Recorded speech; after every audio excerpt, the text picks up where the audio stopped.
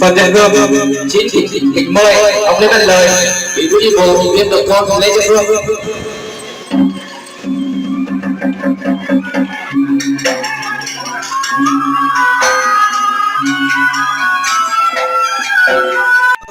Lúc hôm nay bắt được kính thưa gia đình tác quyến và toàn thể bà con hội xóm bạn bè đã được vượt xa. Hôm nay trong giờ của tiền lý thương này, chúng ta tề tựu đến đây để sáng ngày mai tiền đưa anh Trần Văn Được về nơi an nghỉ cuối cùng. Được lính anh ra đi là một nỗi đau dài buốt, một mất mát vô cùng lớn lao, nghèo nghèo đối với gia đình và tất cả những người thân thương. Do biết như luật lão hóa xin chỉ lão bệnh tử, nhưng lòng người vẫn còn thắc khi phải chia lìa.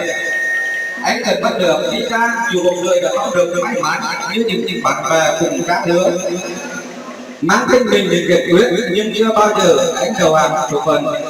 Chúng ta những người ở lại luôn cảm phục và trân trọng vì lực sống của anh, sự kiên cường của anh và nụ cười lần đầu mà anh luôn mang đến.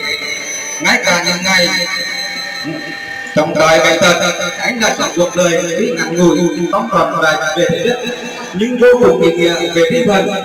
Từ nay anh đã vượt bỏ được mọi đau đớn bệnh tật trần thế, vùng bỏ mất xác hàng nghề để thanh thản nơi chỉ suối. Từ nay ngôi nhà sẽ phảnของanh, những hình ảnh về ký ức của anh sẽ sống mãi trong cảm tin của gia đình và những người thân thương. Cầu mong hương hồn anh được siêu thoát an nghỉ nơi thuở cực lạc.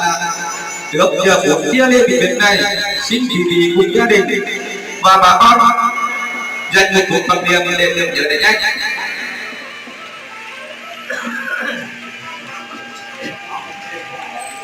Một phút mặc niệm để bắt đầu.